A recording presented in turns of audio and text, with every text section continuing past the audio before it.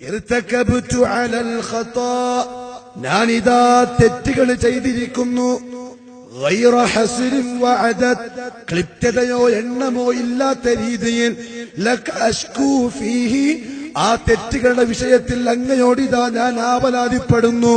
സയ്യിദി ഖൈറൻ നബി, എന്റെ നേതാവായ നബിയവരെ സല്ലല്ലാഹു അലൈഹി വസല്ലം. ആരോടാ ദുആ ചെയ്തത്? അള്ളാന്റെ റസൂലിനോട്. എന്താ റസൂൽ പഠിപ്പിച്ചത്? എന്താ ഖുർആൻ പഠിപ്പിച്ചത്? അതാ നിങ്ങൾ അറിയേണ്ടത്. അവിടെ നേരത്തെ പറഞ്ഞത് പ്രമാണം ഖുർആനാണ്, അത് പഠിപ്പിച്ച അള്ളാന്റെ റസൂലാണ്. തെറ്റ് ചെയ്ത ഒരാൾ തെറ്റിൽ നിന്ന് ആവലാതിപ്പെട്ടിരിക്കുന്നു. ആരോട്? നബി സല്ലല്ലാഹു അലൈഹി വസല്ലം തങ്ങളോട്.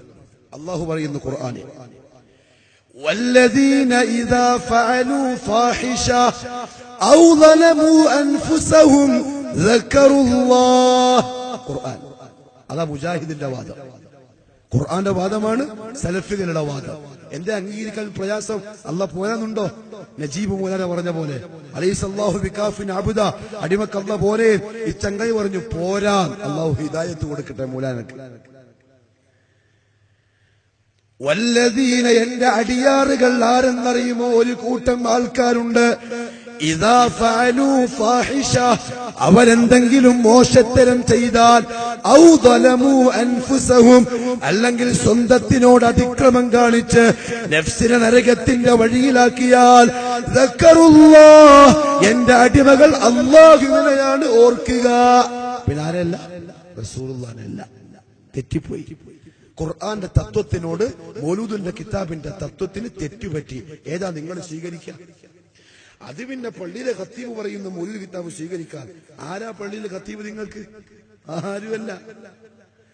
ജനങ്ങൾക്ക് സത്യം പറഞ്ഞു കൊടുക്കാനായി ശമ്പളം കൊടുത്ത് ഏൽപ്പിച്ചിരിക്കുന്ന ഒരു ഉസ്താദ്. അയാളുടെ ജോലി ജനങ്ങൾക്ക് പറഞ്ഞു കൊടുക്കലാണ്.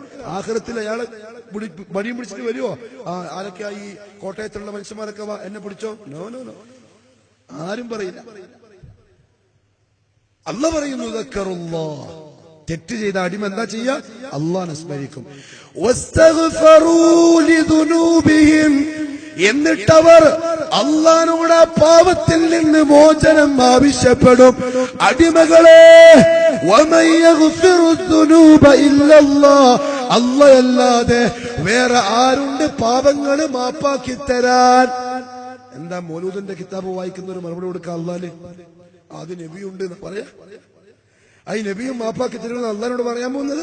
അള്ളാഹ് ചോദിക്കുക നമ്മളോട്, ഞാനല്ലാണ്ട് വേറെ ആരാ മാപ്പാക്കി തരിക?